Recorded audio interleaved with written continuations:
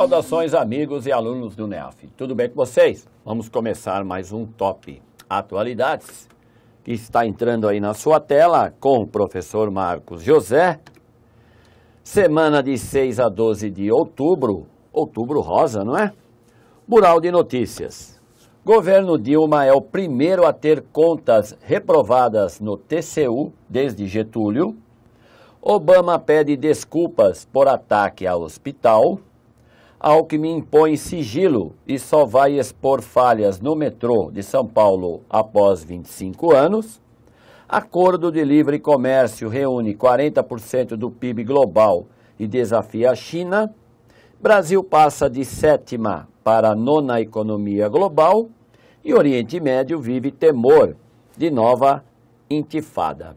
Então, lendo aí, como eu já li o mural com você, vamos para aquela aulinha, né, da semana, o que é a notícia especial. Legal?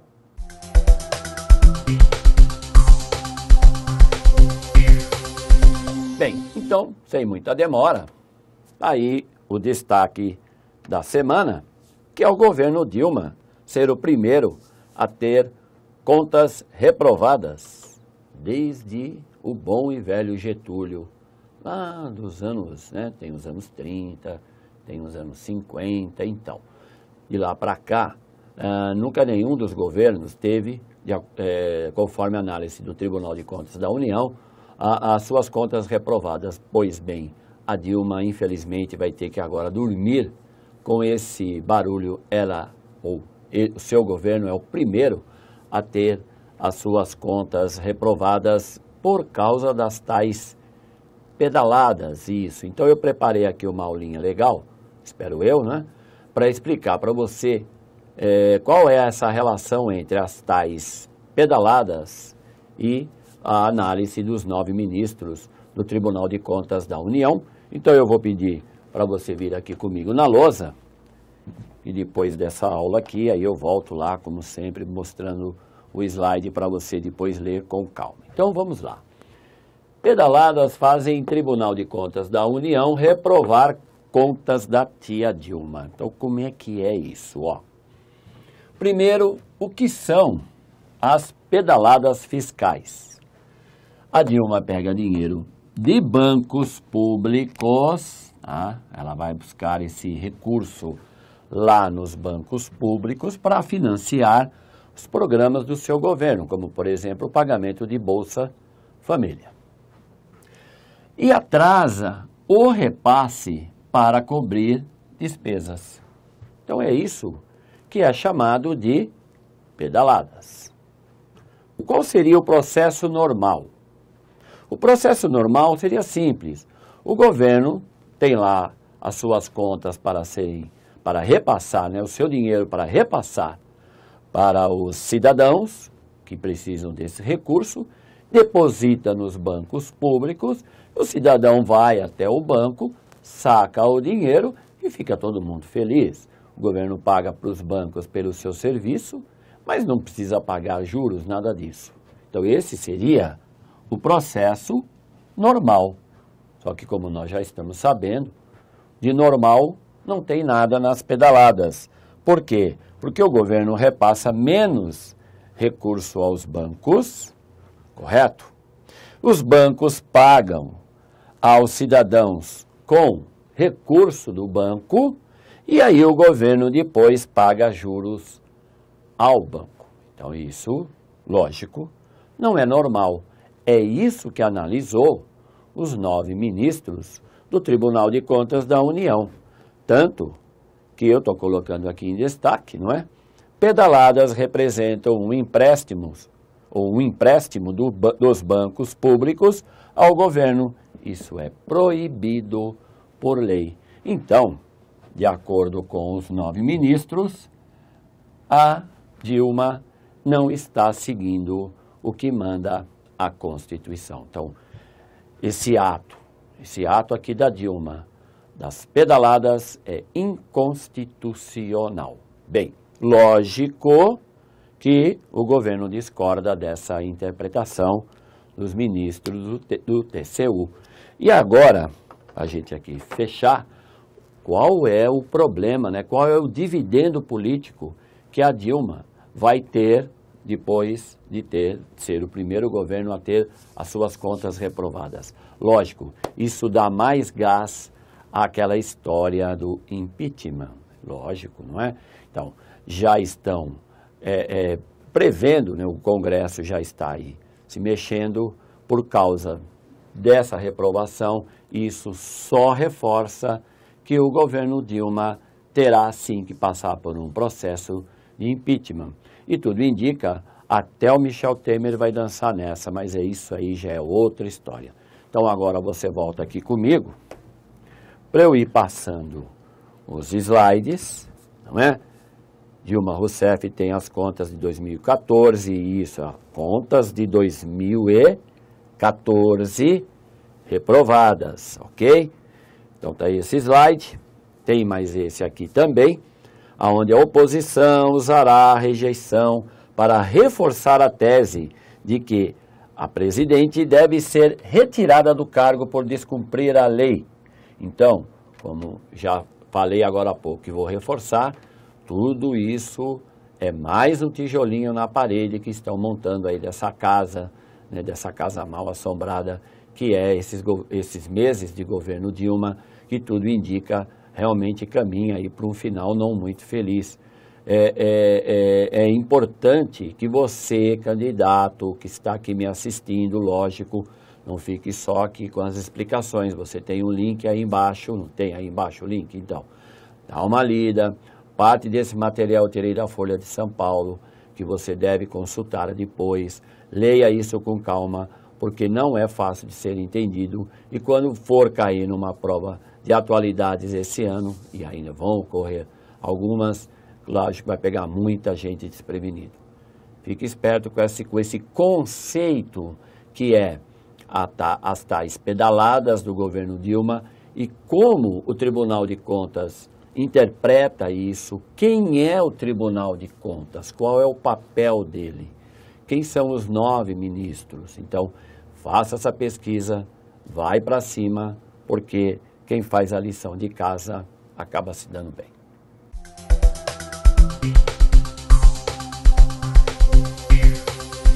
E continuando aqui o Top Atualidades de 6 a 12 de outubro. Primeiro assunto, mundo política internacional. Obama pede desculpas por ataque a hospital. Então, tá. O caso dos drones, né? Na maioria das vezes esses ataques são realizados por aviões não pilotados, são verdadeiras máquinas tecnológicas que provocam aí uma grande devastação e acaba levando gente inocente junto. Já é uma crítica que os Estados Unidos vêm sofrendo faz tempo. O governo Obama é o que mais utiliza esse tipo de armamento, que são os drones, e agora, aí no caso dos Médicos Sem Fronteiras, um hospital foi atacado e pessoas inocentes foram mortas. O governo Obama pediu desculpas, mas os Médicos Sem Fronteiras não estão aceitando. Inclusive querem uma investigação independente para apurar direitinho todo esse processo. Legal? E aí temos relação política externa americana, conflitos no Oriente Médio. Sugestão de leitura: Estados Unidos admitem que erraram ao bombardear hospital no Afeganistão, hein? Link para você conferir. Brasil, governo de São Paulo. Alckmin impõe sigilo e só vai expor falhas no metrô de São Paulo após 25 anos. Então, curioso que um governo tão democrático, um governo tão isento de ser acusado de corrupção, está agora com mais essa. O que será que aconteceria se o governo Alckmin fosse, na verdade, do Partido dos Trabalhadores, hein? Acho que não seria uma boa ideia. Pois então, se continuar essa ideia, nós, cidadãos, a imprensa livre do Brasil ou a oposição só vai poder investigar sobre todo o que foi feito, né, em termos de orçamento, principalmente com o metrô, só daqui 25 anos. Eu acho que eu, por exemplo, nem eu estou mais vivo. O que dirá essa turminha que está aprontando agora? Então fique esperto com essa notícia, porque isso aí vai render muito ainda. Tá bom? Relação: Governo do Estado de São Paulo e trem-salão. Sugestão de leitura: Governo Alckmin revoga sigilo de documentos do metrô de São Paulo. Tá aí o link. Mundo Economia. Acordo de livre comércio reúne 40% do PIB global e desafia a China. Então tá aí mais um bloco que está surgindo nesse mundo globalizado, né? Cada vez mais globalizado, e o Brasil está de fora, pois, pasmem, o Brasil está de fora. Depois que você der uma olhadinha aqui no Top Atualidades, procure pesquisar, porque com certeza o surgimento desse bloco para o final desse ano, para o ano que vem, será muito lembrado. Então é importante que algo que esteja aí saindo do seu embrião, você sempre acompanhe de perto, ok? Aí o acordo, não é?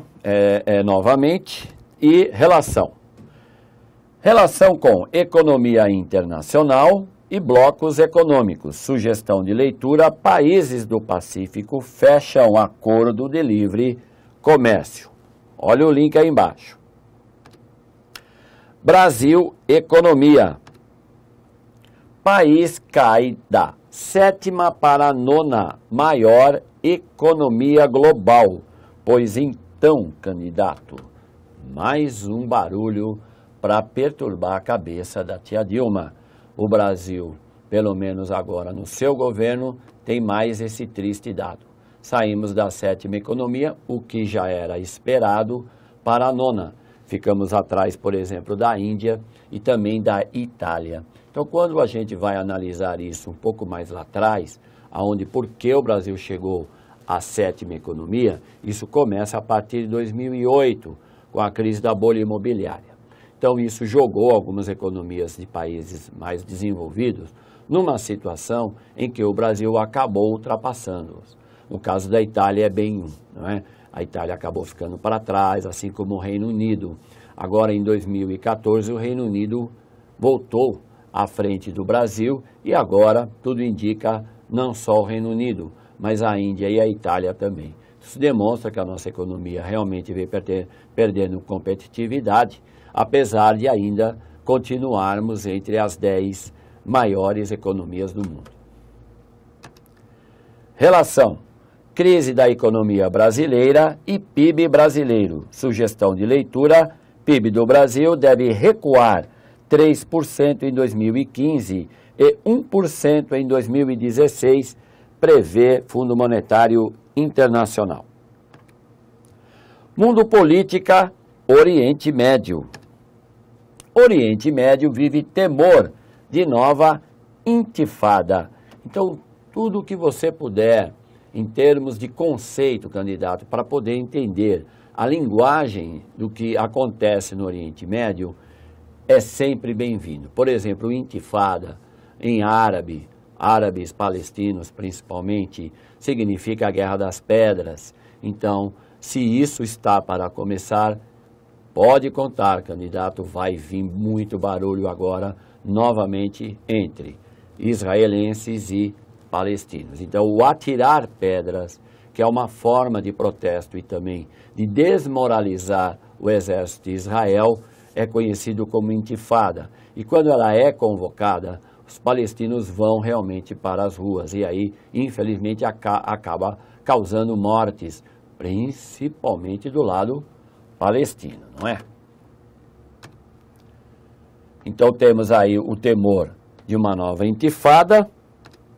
Relação: Oriente Médio, questão palestina e sugestão de leitura: Oriente Médio, fantasma da intifada volta a assombrar israelenses.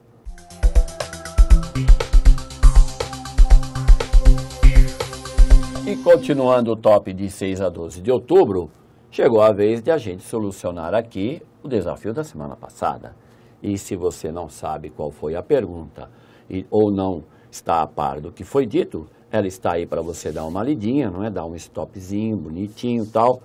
Escolhe aí a alternativa que eu espero que seja a alternativa E. Isso, E. Essa história de Estado observador. Então vamos lá. O território, né, o Estado palestino, ele não existe, ok? Ele não existe. O que você tem, se você olhar com calma e com cuidado o mapa da Palestina, você vai ver lá o Estado de Israel, que já é concretizado, né? Desde lá de 1947, isso tudo tem um processo aí longo para que depois você leia. O Estado de Israel não nasceu pronto, ele foi sendo formado, mas ele é algo concreto, tem relações diplomáticas com vários países, tem representação na ONU. Caso do palestino ou do Estado palestino, isso ainda não existe. O que você tem é o caso da faixa de Gaza, que é um território onde os palestinos realmente controlam, não a fronteira, mas o território, e, segundo aí consta os tratados, a Cisjordânia deveria ser também uma outra área destinada aos palestinos, coisa que não vem acontecendo, não vem sendo trabalhado muito bem aí pelos dois governos.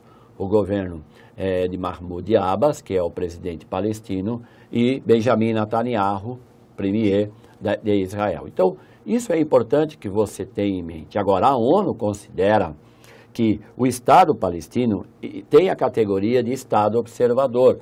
Isso é uma vantagem para os palestinos, foi muito comemorado.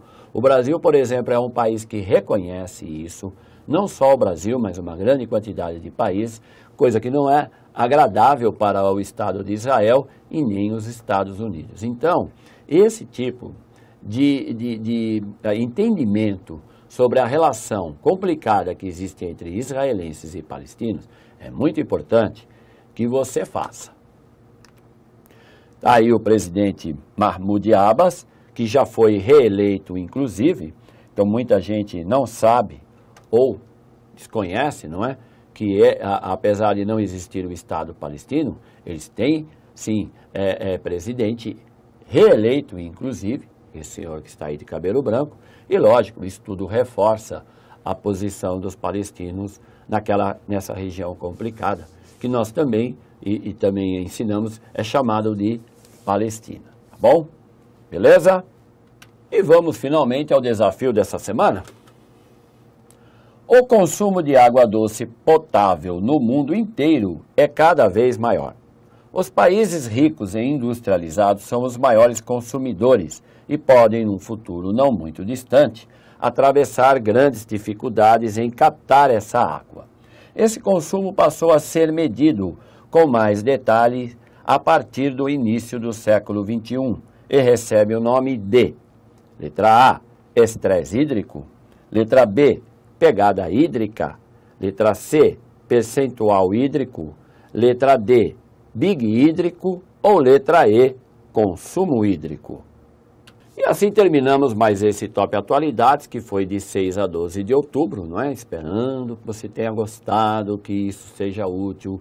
Mais uma ferramenta para você ter aí um bom entendimento dos temas de atualidades. Esperando também que você esteja gostando muito de curtir esse feriado e prometendo para você que eu retorno segunda que vem, tá bom? Um grande abraço e até lá!